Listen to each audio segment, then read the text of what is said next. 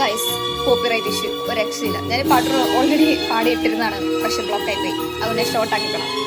ദൈവം